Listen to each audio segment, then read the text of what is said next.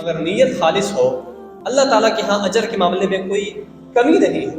اور یہ حدیث مبارکہ تو ایسے ہی لوگوں کے لیے ہے جو اچھے نیک ارادے رکھتے ہیں کہ رسول اللہ صلی اللہ علیہ وسلم نے فرمایا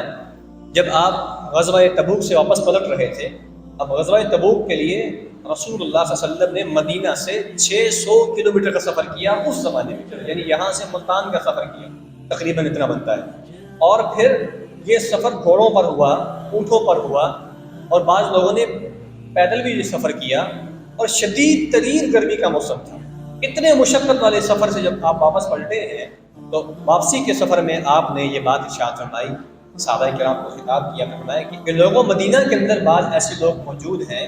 جو اس سفر میں تمہارے ساتھ نہیں تھے، اس سفر میں تمہارے ساتھ نہیں تھے، تم نے صحراؤں کو سر کیا، دریاؤں کو سر کیا، پہاڑوں سے گزرے، گھاٹیوں سے گزرے، اور مشقت برداشت کی، گرمی، دھول، مٹی سب برداشت کیا، اور دشمن کا بھی کتنا خوف تھا، یہ ساری چیزیں تم نے برداشت کی۔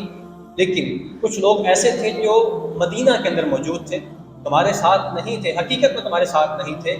لیکن اللہ تعالیٰ نے ان کو تمہارے برابر اجر دیا ہے۔ اللہ اکبر، کتنی بڑی بات ہے۔ صحابہ اس بات پر حیران رہ گئے، اللہ کے رسول یہ کیسے ہو سکتا ہے؟ وہ تو مدینہ میں تھے، ہم سفر کر کے تھکے ہارے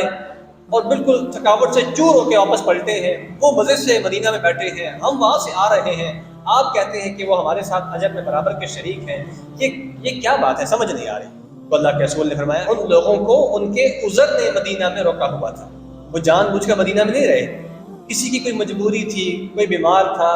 کسی کے گھر میں کوئی مسئلہ تھا، کسی کا کوئی ایشو تھا، جو بھی تھا، ان کے عذر کی وجہ سے وہ تمہارے ساتھ سفر نہیں کر سکے، لیکن ان کے ارادے تھے، ان کی نیت تھی،